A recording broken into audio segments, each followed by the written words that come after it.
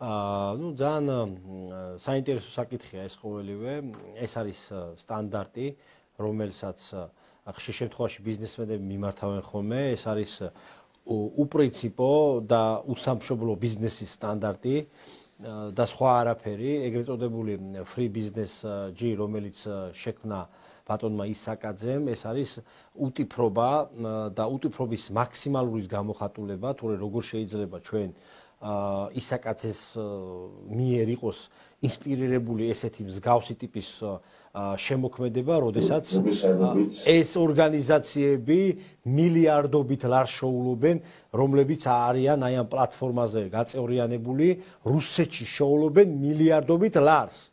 ეს გორგია არის თუ სხვადასხვა ორგანიზაციები, რომლებიც ანუ ეს ჭყონია იქნება თუ PSP იქნება თუ ეს თბილღვინოს წარმომადგენლები იქნებიან, ყველა შეულობს რუსეთში ძალიან დიდ თანხებს და დიდ ფულს შეულობენ. და უცბად ეხლა მოგვევრინენ რომ free business G-ზე არის დარეგისტრირებული და არ უნდათ რომ ჩვენმა ქვეყანამ ეკონომიკური ურთიერთობები განავითაროს რუსეთში და მხოლოდ უნდათ რომ ეს ურთიერთობები განვითარდეს სადღაც გარდა რუსეთისა. აი ეს არის მათი მიდგომა და ეს არის ისაკაძის მიდგომა, რომ აგერ გამოვიდა ბატონი პაპუაშვილი, მათიკაშვილი გამოვიდნენ კონკრეტული ფაქტებით ისაუბრეს, თუ როგორ იყო აი ამ ბიზნეს ტერორში ჩართული ბატონი ისაკაძე და ამ ადამიანს აქვს ამბიცია, რომ თურმე ჩვენი ქვეყნის განვითარება არასწორული კურსით მიდის.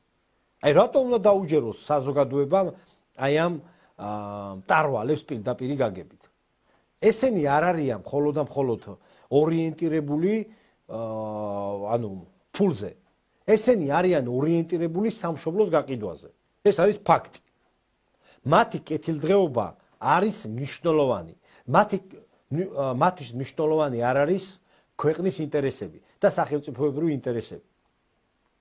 თორე მათ რომ გააჩნდეს რაიმე ფორმით ეს ინსტინქტები, რაც არის სამშობლო სიყვარული, ეროვნული პატრიოტიზმი, არც ერთ შემთხვევაში აი ამ ეგრეთ წოდებულ პლატფორმაზე free business G-ზე არ დარეგისტრირდებოდნენ.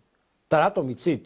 იმიტომ რომ იქ უამრავი ორგანიზაცია დარეგისტრირებული, რომელიც აბსოლუტურად პოლიტიზირებულები არიან და მხოლოდ ერთი ამოცანა ამოძრავებთ, რომ ჩვენი ქვეყანა გადაგვარდეს, ამოითხაროს და მოკლედ ქვაქვაზე არ დარჩეს. აი ესეთი კომპანიები არიან აქ დარეგისტრირებული.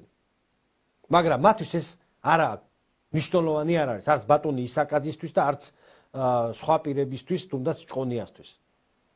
ამიტომ იძახი რომ ყველაფერს სჭირდება ანალიზი. მითხარი ვინ არის შენი მეგობარი და გეტყვი ვინ ხარ შენ. აი ზუსტად ეს არის აი ამ free business G-ზე დარეგისტრირებული კომპანიების თუ სუბიექტების ანალიზი რო გააკეთო, აი მიხვდებით თუ ვინ არიან ეს ადამიანები. და ეს ის ადამიანები არიან აი აქციაზე რო საზოგადოება რო დადის და ფინანსურად რო ზურგს უმაგრებენ, ეს საზოგადოება უმეტესი ბიზნესმენები აი ეს ადამიანები არიან. რომელი ბიზნესმენი გაბედავდა, აი რომელი ბიზნესმენი გაბედავდა და წინა ხელისუფლების დროს დააფუძნებდა მსგავსი ტიპის პლატფორმას, რომელიც მოუწოდებდა ბიზნეს სექტორს, რომ არ დაეჭირა მხარი დღევანდელი ან მაშინდელი ხელისუფლებისათვის. რომელი ბიზნესი გაბედა, ან აი ეს კომპანიები ხო არსებობდნენ, ანუ წინა ხელისუფლების დროს ხომ არსებობდნენ. რატომ მაშინ არ ქონდათ ერთი ადგილი და რატომ მაშინ არ გამოდიოდნენ, თუნდაც აი ამ 2000 კომპანიიდან რატომ ერთი არ გამოვიდა და არ დაგმოეს, 7 ნოემბერი იქნება, 26 მაისი იქნება, 2008 წლის ომი იქნება. რატომ ერთი ადამიანი არ გამოვიდა? აი და კი ბატონო, მე შეიძლება საზოგადოებას თქვენი დაეჯერებინა. მაგრამ თქვენთვის ხომ სამშობლო არ არსებობს? თქვენს თავარია რომ შვიდად იყოს, წყნარად იყოს, თქვენი ბიზნესი იყოს განვითარებული და ყველაფერს კადრულობთ. ერთი ხელით ცდილობთ რომ რუსეთის ეკონომიკაში გქონდეთ მომთმარი მეორე ხელით ცდილობთ რომ ევროპაში და ამერიკის შეერთებულ შტატებში მოითმოთ. და თქვენი ქვეყნის ინტერესები საერთოდ არ არის თქვენთვის არსობრივი და მნიშვნელოვანი, ანუ არ გაინტერესებთ. ხო და ესეთი უთამოყვარეო ადამიანები, უპრინციპო ბიზნესმენები, ხო? მე ვფიქრობ არ უნდა იყოს საინტერესო საზოგადოებისთვის. და ეხლა როდესაც ისაკაძე და გილაური უდგას ესეთ გაერთიანებას და მე თქვენ გამოდიხარ და იძახით რომ ჩვენ არავად პოლიტიზირებული ბიზნესი, დიახაც პოლიტიზირებული ხართ, აბა რა ხართ.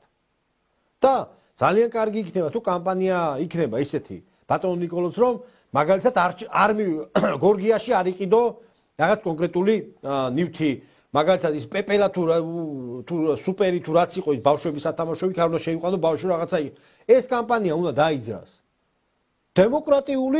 დემოკრატიული ესე ვთქვათ PR კამპანიების მეშვეობით უნდა დაიწყოს ბრძოლა არანაირი მე არ ვარ იმის მომხრე რომ ვიღაცა ბიზნესი ტერორი განხორციელდეს და ასე მაგის არა უნდა უბრალოდ უნდა ითქვას ამ ადამიანს არ მოწონს ჩვენი პოლიტიკური კურსი როგორც ხელისუფლების ხო ამიტომ თუ მე არ მოწონვარ მე რატო უნდა მომწონდეს მისი ნებისმიერი ქმედება ანუ ის თუ ჩასაფრებული პოზიციიდან მიყურებს და ერთი სული აქვს როდის წავიქცევი და ჩემ წერთან არის შეკრული მე მას სათანადო პატივი რატო უნდა ვცე? ხო ლოგიკური არ უნდა ვცე პატივი. ამიტომაც დღევანდელი ხელისუფლება იქნება თუ ხელისუფლების ხარდაჭერები იქნებიან, აი ესეთი ფორმით უნდა ესეთ ფორმას უნდა მიმართონ, რომ მაგალითად მაკდონალდსში არ უნდა შეიყვანონ ოჯახის წევრები, ბავშვები და ასე შემდეგ.